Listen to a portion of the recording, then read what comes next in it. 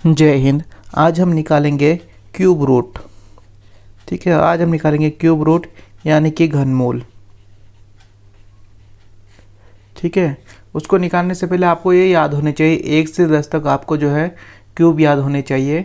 ठीक है, उसके साथ साथ ये मैं थोड़ा सा नोट करा देना चाहता हूँ जब हम घनमूल निकालेंगे तो ये हमारे बहुत काम आएगा। ठीक है, जब हम किसी भी संख्या का घनमूल निकालेंगे, अगर उसका इकाई अंक 1 है, 4 है, 5 है, 6 है, 9 है या 0 है, ठीक है, तो उसका जो क्यूब होगा वो उसका भी इकाई अंक जो है यही होगा, यानी कि उसका सेम होगा। अगर यदि किसी का इकाई अंक 2 है तो उसका 8 होगा, और किसी का 3 है तो उसका 7 होगा, 7 है तो 3 होगा, और 8 है तो 2 होगा, यानी कि ये उल्टा हो जाएगा। ठीक है, तो जब हम क्वेश्चन निकालेंगे तब हम इसको दिखाएंगे। ठीक है, तो अभी हम जल्दी से शुरू करते हैं। क्यूब क्यूब रूट निकालने का सबसे आसान तरीका ये है कि जैसे कि हमें पहले 3 संख्या को हमें मार्क कर लेना है, यानी कि पहले 3 इकाई अंक जो होते हैं इधर से दाएं तरफ से 3 अंक को हमें नोट कर लेना है। उसके बाद जो आखिरी वाला अंक है उसका हमें क्या निकालना है, क्यूब निकाल लेना है। तो 1 का क्यूब हम जब निकालेंगे तो कितना निकलेगा, 1 ही निकलेगा। ठीक है, इधर ये 1, इधर ये, तीनों का काम खत्म हो गया। अब इधर 3 छोड़ दो। ठीक है, अभी 9 बचा है तो इसको 9 को ये देख लो कि ये किस किस के क्यूब के बीच में आता है, यानी किस क्यूब के बीच में आता है। तो हम ये देख सकते हैं 9 जो है 2 और 3 के क्यूब के बीच में आता है, क्योंकि 2 का जो क्यूब होता है वो होता है 8, और 3 का क्यूब होता है वो होता है 9 होता है 9 तो 27। ठीक है, तो हम देख सकते हैं जो 9 है वो 8 और 9 के बीच में आ रहा है। इसमें करना है कि आपको जो बड़ा वाला है उसको कैंसिल कर देना है और छोटे वाले को ले लेना है। यहाँ पे 1 है तो यहाँ पे ये 2 हो जाएगा, यानी कि 21 जो है इसका घनमूल घन हो जाएगा। ठीक है, 21 इसका घन हो जाएगा। अगला क्वेश्चन करते हैं, उसमें आपको क्लियरली समझ में आ जाएगा। अब जैसे कि अब हमें इसका निकालना है 39,304 का, तो सबसे पहले 3 संख्या ले लेंगे। ठीक है, उसके इकाई अंक का हम क्या करेंगे, घन निकाल लेंगे। तो इकाई अंक का घन निकालेंगे तो कितना आएगा, मैंने अभी बताया था आपको, अगर इसका इकाई अंक 4 है तो उसका 4 आएगा, यानी 4 चौक 16, 16 चौक 64, 64 का हमें सिर्फ 1 अंक लेना है, तो हम क्या करेंगे, सिर्फ 4 ले लेंगे। ठीक है, अब इधर ये बचे 2 अंक बचे हैं। ठीक है, तो इसको ये देखना है कि किस किस की रेंज के बीच में आता है। तो अब 39 हम देखेंगे तो किसके बीच में आता है, 3 और 4 के बीच में आता है, यानी कि 3 के बीच में आता है और 4 के बीच में आता है। तो 3 को क्या करेंगे हम, सॉरी 4 को क्या करें, हम कैंसिल कर देंगे और छोटे वाले को लेंगे। हमेशा जो है छोटे वाले को लेना है, तो हम 3 ले लेंगे। ठीक है, तो ये कितना हो जाएगा, 34। यही जो है इसका आंसर हो जाएगा, यानी कि ये जो संख्या है वो 34 का घन है। ठीक है, अगला क्वेश्चन देखते हैं। ठीक है, अगला क्वेश्चन हमने ले लिया है घनमूल 91,125। ठीक है, तो पिछले क्वेश्चन की तरह इसमें जो है 3 अंकों को निशान लगा देंगे। ठीक है, ताकि हमें याद रहे कि 3 अंक हमें छोड़ देने हैं, और आखिरी वाले का हमें क्यूब निकालना है। ठीक है, जब हम आखिरी वाले का क्यूब निकालेंगे तो 5 का क्यूब कितना होता है, अगर 5 का निकालेंगे तो 5 का क्यूब कितना होगा, 5 ही होगा। ठीक है, इन तीनों का काम खत्म। अब ये 2 बचे हैं, अब इन दोनों को देख लेते हैं कि किस किस के क्यूब के बीच में आता है।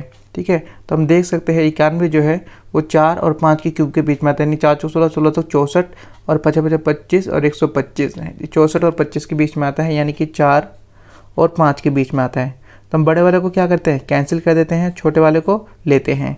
तो छोटा वाला हम ले लेंगे, तो इसका जो घनमूल होगा वो कितना हो जाएगा, 45। ठीक है, इसी तरह से अगला क्वेश्चन देखते हैं। अब यहाँ पे लिया हमने 28, 74, 96। ठीक है, सेम, क्योंकि यहाँ पे 3 लिखा हुआ है इसलिए हमें 3 अंकों को जो है हम कैंसिल करते हैं और लास्ट वाले का घन निकालते हैं। तब जब हम 6 का घन निकालेंगे तो कितना निकलेगा, 6 निकलेगा, 6 36, और 36 को करेंगे फिर से 516 हो जाएगा। ठीक है, तो सॉरी, तो 6 का कितना आएगा, 6 ही आएगा लास्ट में, तो हम क्या करेंगे, 6 ले लेंगे। ठीक है, अब ये 3 बचा है। अब ये 3 हमें देखना है कि किस किस के घन के बीच में आता है।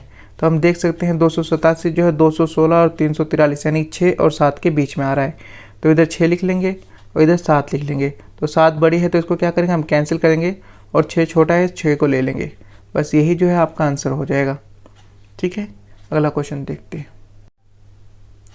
ठीक है, अगला क्वेश्चन हमने ले लिया 74,088।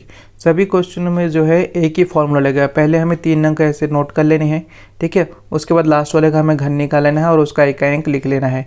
तो इसका लास्ट का जो है इकाई अंक क्या है, 8 है। हमने कहा है जिसका इकाई अंक 8 होता है तो उसका घन का इकाई अंक कितना होगा, 2 होगा। तो हम 2 लिख लेंगे, क्योंकि हमें पता है, तो हम 2 लिख लेंगे ऐसे ही। अब ये 74 बचा है। ठीक है, ये 74 बचा है, तो अब 74 को हम देखना है हमें किसके रेंज के बीच में आता है। तो हम देख सकते हैं यहाँ पे 4 और 5 के बीच में आता है, यानी 4 का क्यूब तो 64 होता है और 5 का 125 होता है। ठीक है। तो ये 4 और 5 के बीच में ये 74 आता है। तो 5 को क्या करेंगे हम कैंसिल कर देंगे, क्योंकि 5 बड़ा है, बड़े वालों को हमेशा कैंसिल करना है और छोटे वालों को लेना है, तो 4 ले लेंगे। तो ये कितना हो जाएगा 42। 42 जो है आपका आंसर हो जाएगा। ठीक है, 3 को पहले ले लेना है, फिर उसका क्यूब निकालना है, क्यूब का इकाई अंक ले लेना है इधर से, फिर ये किसके रेंज के बीच में आता है उसका छोटा अंक ले लेना है, वही आपका जो है आंसर हो जाएगा। अगला क्वेश्चन देखते हैं लास्ट। देखिए इसमें हमने कितना लिया है 3763। ठीक है, इसका निकालना है, क्यूब निकाल रहे हैं तो 3 अंक लेंगे और लास्ट वाले का हम क्यूब निकालेंगे। तो 3 का कितना आएगा 7 आएगा, 3 3 9 9 3 27, 27 का इकाई अंक तो लेंगे। ठीक है, तो 3 ले लिया और 3 अंक हम देखेंगे 300 जो है किसके क्यूब के बीच में आता है।